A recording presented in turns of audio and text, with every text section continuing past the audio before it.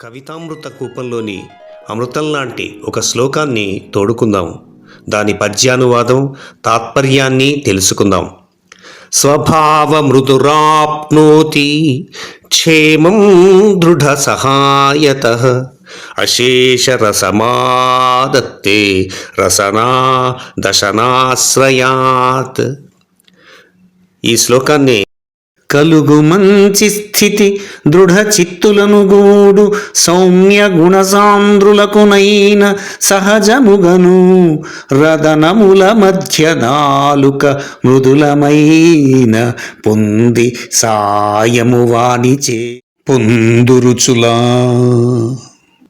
మెత్తని స్వభావం గలవాడు కూడా కఠినులైన వారి స్నేహం వలన మంచి స్థితిని పొందుతాడు. కోమలమైనదైనప్పటికీ నాలుక దంతాల సాయంతో అంతులేని రుచులను ఆస్వాదిస్తుంది కదా. ధన్యవాదాలు అందరికీ.